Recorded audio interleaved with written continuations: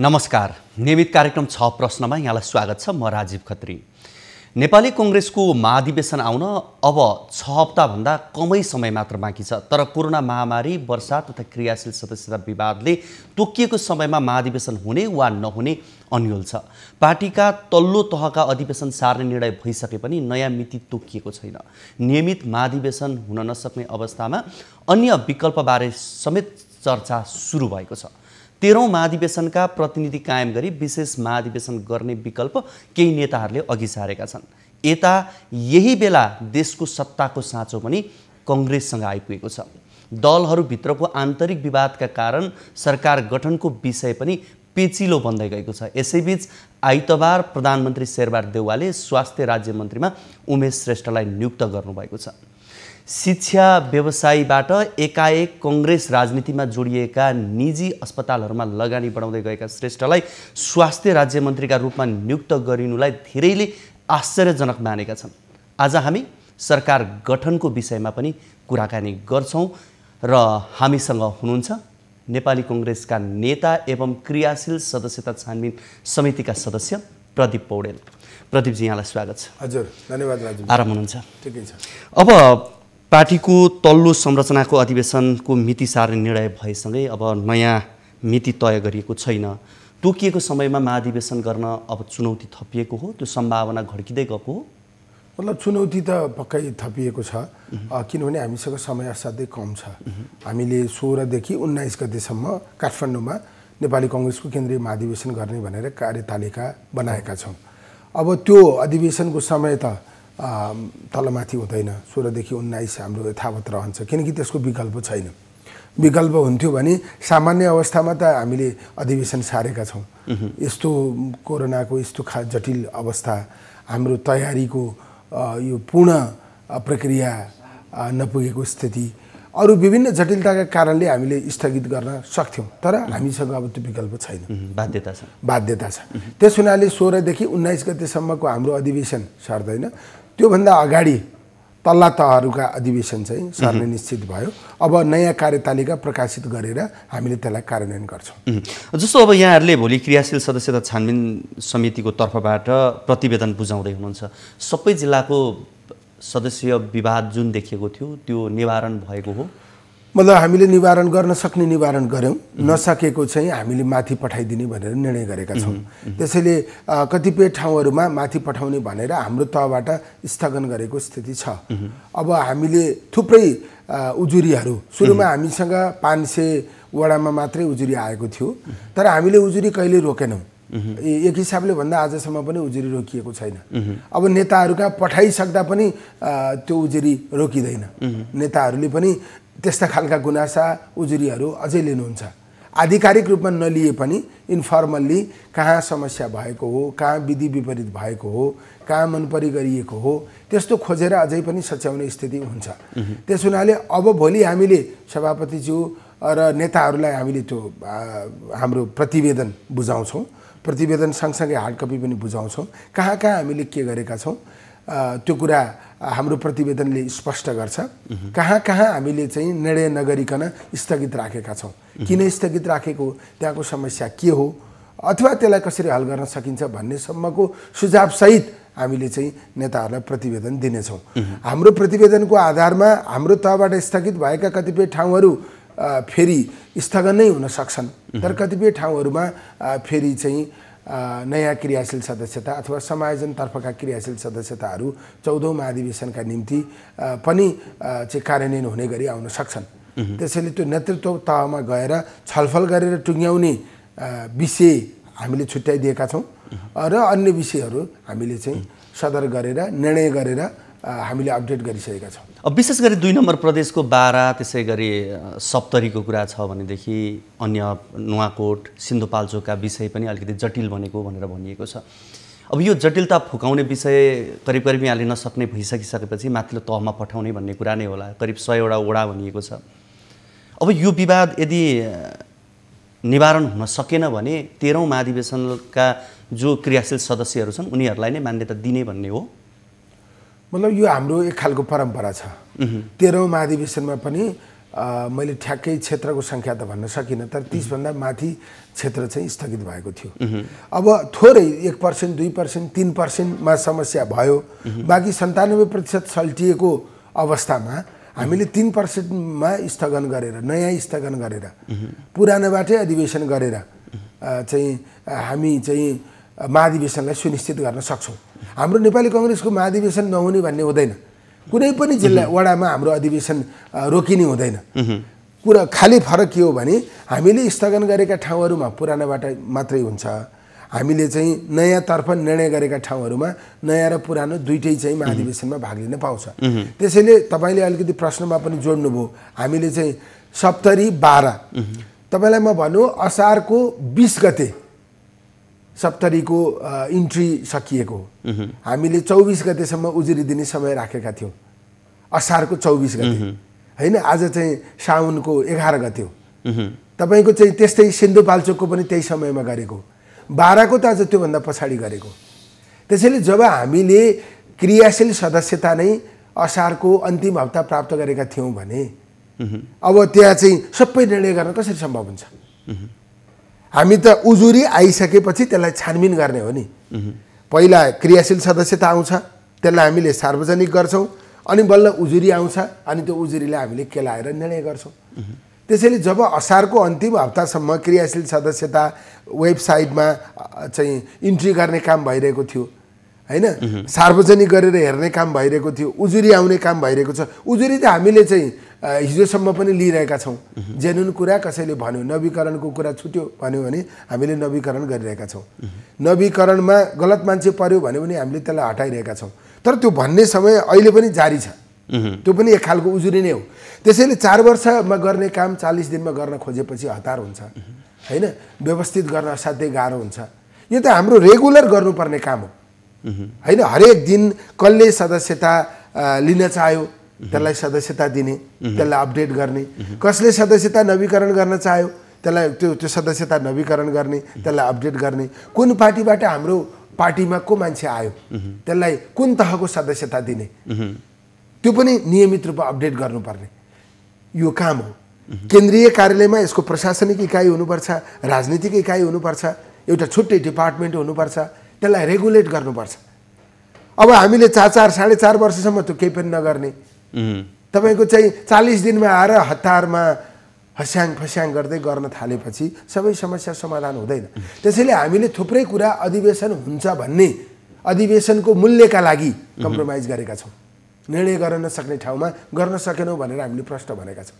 निर्णय गर्न खोजिरह्यो, त्यसका निम्ति रस्साकसी गरेर प्रयास गरिरह्यो भने अधिवेशनको मिति नै गुज्रिन्छ।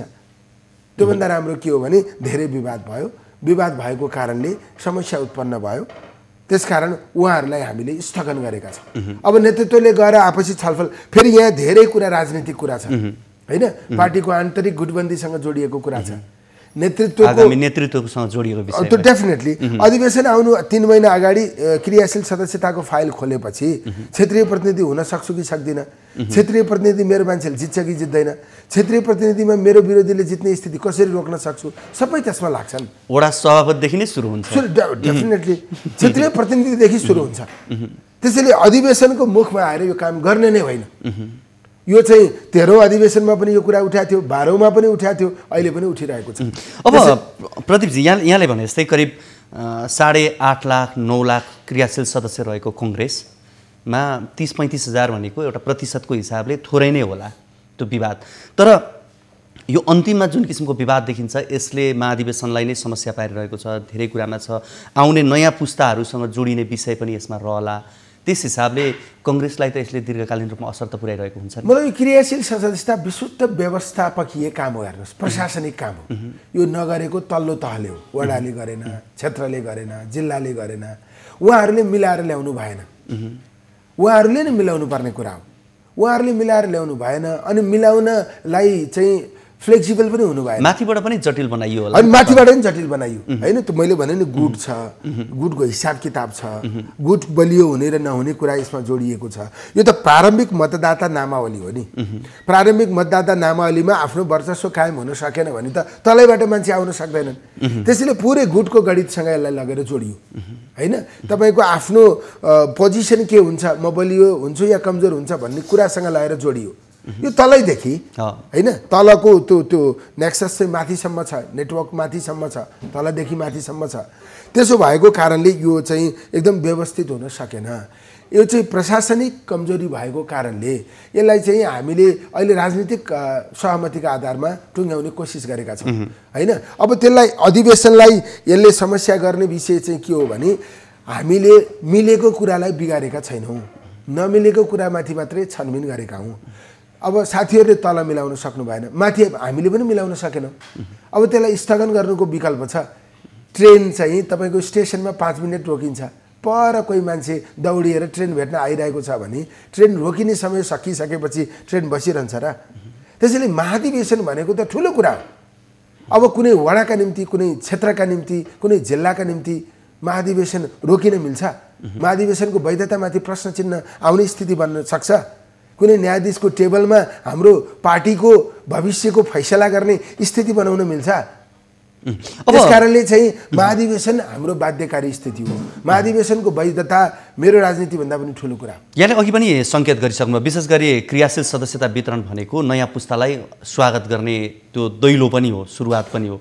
तर त्यति हुँदै गर्दा 13औं महाधिवेशन र 14औं महाधिवेशनमा आइपुग्दा नयाँ पुस्ताको आकर्षण कस्तो रह्यो? कि त मेरो हजुरबा पनि कङ्ग्रेस, मेरो बुवा पनि कङ्ग्रेस, त्यस कारणले मेरो मात्रै सदस्यता भन्ने अवस्था रह्यो कि नयाँ पुस्ताको पनि आकर्षण देखियो? मतलब व्यक्तिगत रूपमा मलाई भन्नुहुन्छ भने अहिले मैले विशुद्ध प्रशासनिक काम गरेको हो हैन, क्रियाशील छानबिन समितिको सदस्य भएर हैन। अब यो यसमा चाहिँ मेरो ध्येय के छ भने कसरी अधिवेशन गर्न सकिन्छ, कम्प्रोमाइज गरेर हैन, आफैले कतिपय कुराहरू छोडेर। कोही साथी रिसाउँछ भने पनि ल ठिकै छ, महाधिवेशनको कस्टमा त्यो कुरा पनि स्वीकार गरेर यो काम गरेको। तर मेरो आफ्नो विचार मैले भन्नुपर्दा चाहिँ यो नियन्त्रित क्रियाशील सदस्य वितरण गर्नु हुँदैन। मलाई भोट हाल्ने मतदाता मैले नै बनाउनु हुँदैन। मैले बनाएको मतदाताबाट मैले जित्नुको केही अर्थ छैन। यो मतदाता स्वतन्त्र ढङ्गबाट आउन सक्नुपर्छ। युनिभर्सिटीमा मास्टर डिग्री गरेको एउटा विद्यार्थी जागिर खान्न, अर्को कुनै काम गर्दिन, काङ्ग्रेस भएर म समाजप्रति परिवर्तनका निम्ति योगदान गर्छु भन्छ भने उसलाई हामीले तत्काल सदस्यता दिनुपर्छ र उसको क्षमता अनुसार उसले जहाँ पनि प्रतिस्पर्धा गर्ने स्थिति खुला गर्नुपर्छ। म काङ्ग्रेसमा काम गरेको 30 वर्ष भयो, 30 दिन अगाडि आएको कसैले मलाई जित्छ भने म जित्न दिनुपर्छ। त्यसैले यो खुला गर्नुपर्छ, लिन चाहने सबैलाई दिनुपर्छ, एक प्रकारको मात्रै सदस्यता दिनुपर्छ। यसलाई यस्तो नियन्त्रित गर्नु हुँदैन। कसैको निगाह भयो भने पाउने, भएन भने नपाउने स्थिति बनाउनु हुँदैन। यो त यो चाहिँ मास बेस पार्टी हो। मास बेस पार्टी भएको कारणले यो चाहिँ हाम्रो यो पार्टीमा प्राइमरी इलेक्सनमा भाग लिने अवस्थामा क्रियाशील सदस्यलाई पुर्याउनुपर्छ। यहाँको अब जस्तो यो विषय त 13औं महाधिवेशनमा उठेको विषय पनि भयो, त्यसभन्दा अगाडि पनि उठिरहेका विषय भयो भने चाहिँ अझै पनि कङ्ग्रेसमा चाहिँ निषेधको राजनीति छँदैछ भन्नुभएको हो। मतलब व्यवहारिक रूपमा मैले अलि प्रश्न भनेको हो हैन। अब हाम्रो पार्टी खुला नै छ, हाम्रो पार्टीको कसले के जानेको छैन र यो कम्युनिस्ट पार्टी होइन हैन। यो चाहिँ एकदम गुम्स्याएर राख्ने, विस्फोट भएपछि बमभन्दा ठुलो आवाजले विस्फोट हुने होइन त्यो। हामीहरूले चाहिँ कस्तो भने मैले यथार्थ भनेको, नियन्त्रित भयो, निगाहमा प्राप्त हुने स्थिति भयो, त्यस्तो नगरौँ। प्रक्रियाबाट यसको निर्णय गरौँ, प्रक्रियाबाट यसलाई वितरण गरौँ, प्रक्रियाभन्दा बाहिर केही पनि नहुने अवस्था बनाऊ। जसले लिन चाहन्छ त्यसलाई दिउँ र अधिवेशन हुने वर्ष वितरण नगरौँ हैन। अधिवेशन सम्पन्न भएको भोलिपल्टदेखि यसलाई वितरण गरौँ। अनि ओडामा अधिवेशन हुँदा अधिवेशन नहुने वर्षमा क्रियाशील सदस्य लिएका क्रियाशील सदस्यहरू ओडामा उपस्थित हुन्छन्, विवेकले निर्णय गरेर नेतृत्व चयन गर्छन्। त्यसो भयो भने योग्य मान्छे नेतृत्वमा आउँछ। हुन्छ हुन्छ प्रदीपजी, हामी यो कुराकानीलाई निरन्तरता दिनेछौँ। यति बेला भने पालो भएको छ छोटो ब्रेकको। लाइफबोय हात धुने समयका साथमा लाइफबोय।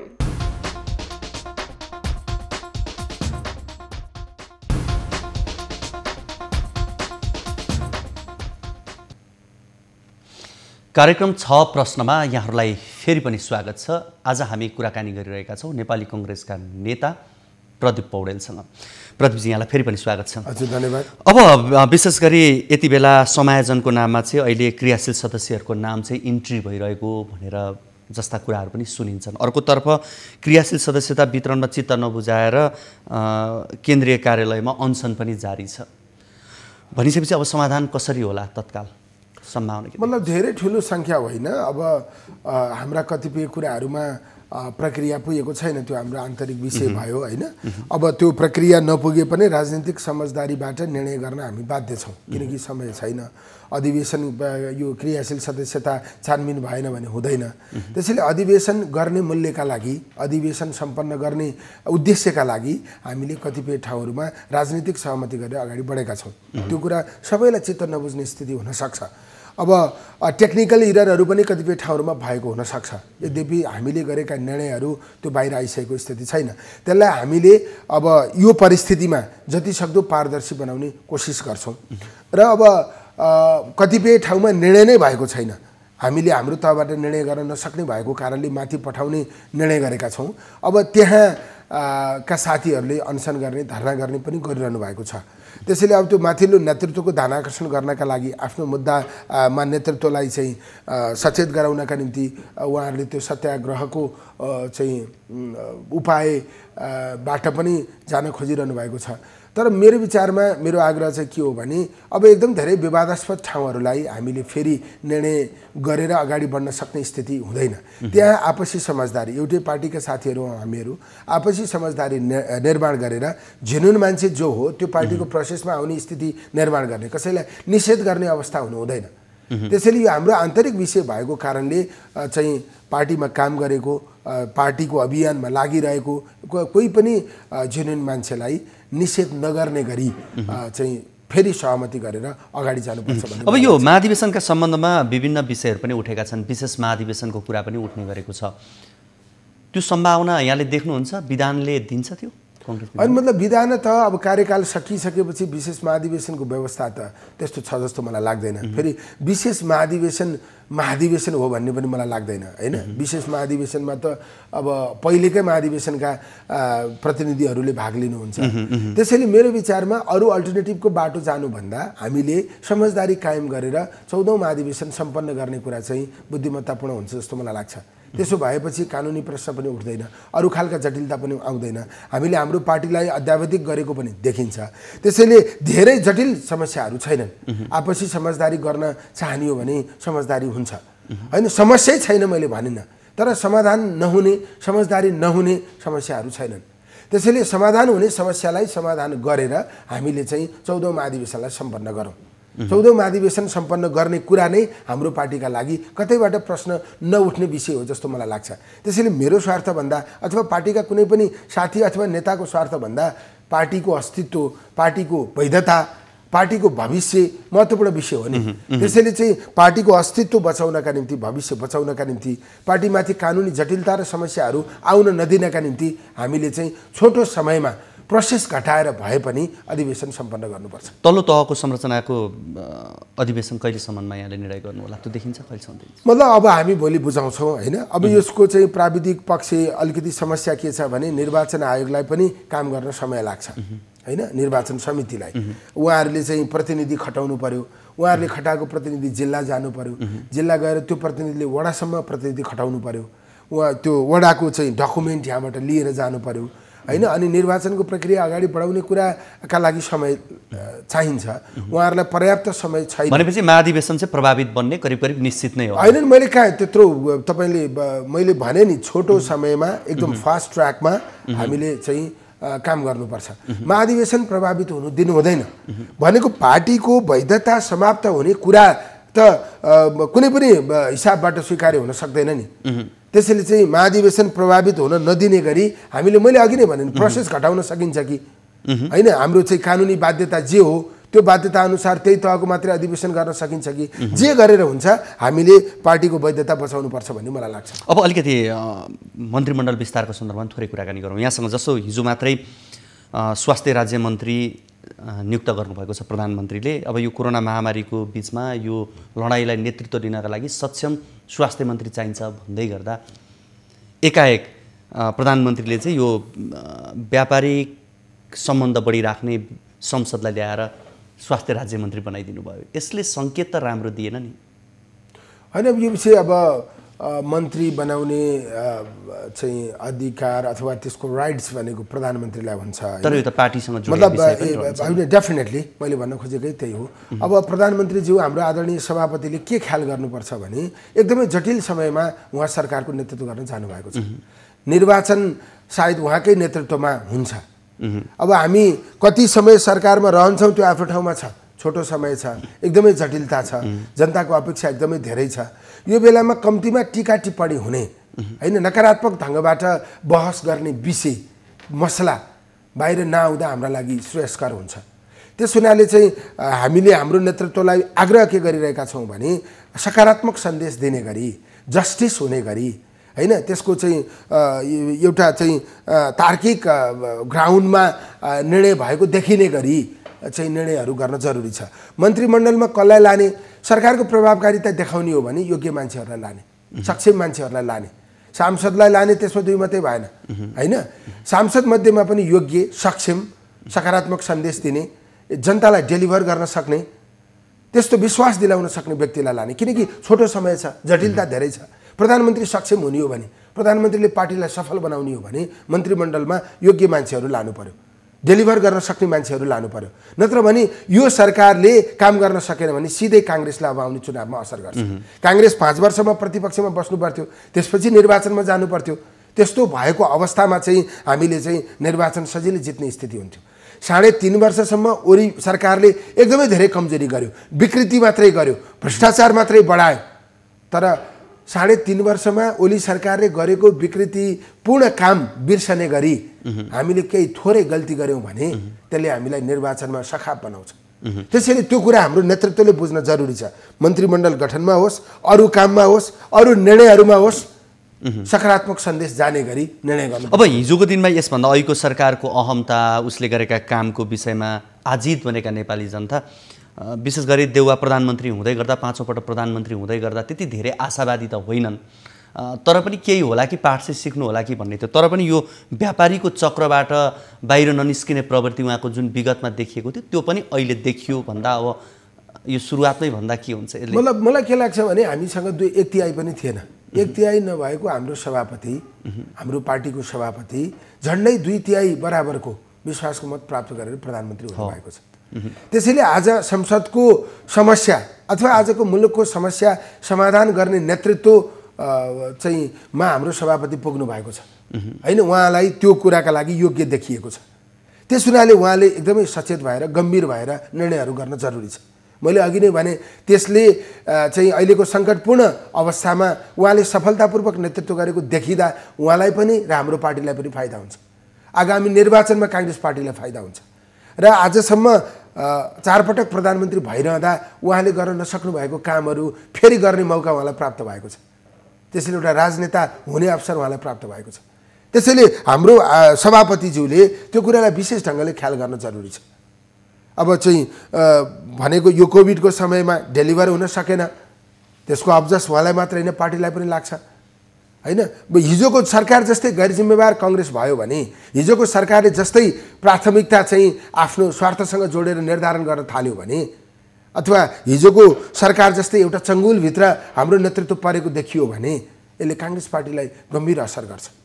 हिजोको दिनमा यसभन्दा अगाडि निर्वाचन गराउने क्रममा त्यो सँगसँगै त्यसभन्दा अगाडिका देउवाका कार्यकालहरू हेर्ने हो र अहिलेको अवस्थासम्म आइपुग्दा चाहिँ करिब यो 1.5 वर्ष हाम्रो लागि चाहिँ बुमेराङ हुने हो कि भन्ने डर चाहिँ यहाँहरूलाई थियो, यहाँहरूको पुस्तालाई थियो छ? मतलब मैले त राजीवजी तपाईँलाई पर्सनली भन्दा त नेपाली काङ्ग्रेस सरकारमा जान नपरे हुन्थ्यो। नेपाली काङ्ग्रेसले त्यो मौका भन्ने कि के भन्ने त्यो पाउँदै नपाए हुन्थ्यो भन्ने थियो होइन। किनकि यो कोअलिसन गभर्मेन्ट चलाउन सजिलो हुँदैन होइन। एउटाले एउटा कुरा भनिरहेको हुन्छ, अर्काले अर्को कुरा भनिरहेको हुन्छ। आफ्नो पार्टीभित्र आफ्नो गुट र आफ्नो स्वार्थका निम्ति मात्रै काम गर्ने प्रवृत्ति हुन्छ यस्तो खालको कोअलिसन गभर्मेन्टमा। अब 2/3 सरकार चाहिँ ओलीजीको थियो, देशले एउटा ठुलो मौका प्राप्त गरेको थियो। त्यो मौकाबाट उहाँले देशलाई च्युत गराउनु भयो। त्यो ब्याकग्राउन्डमा यो सरकार बनेको छ होइन। अर्थतन्त्र डामाडोल छ होइन। तपाईँको चाहिँ जनजीवन अस्तव्यस्त छ, महँगी भयङ्कर बढेको छ, कालोबजारी भयङ्कर बढेको छ, भ्रष्टाचार भयङ्कर बढेको छ।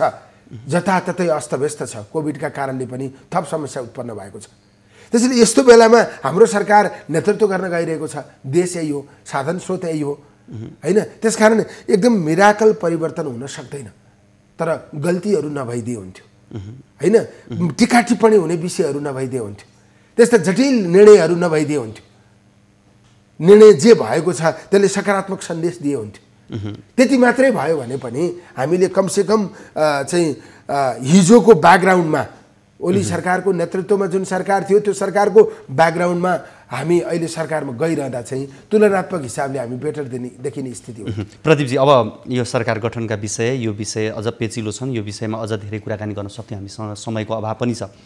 अन्त्यमा अब महाधिवेशन भनेको नेतृत्व परिवर्तनको विषय मात्रै होइन, पार्टीको दिशा दिने कुरा पनि हो।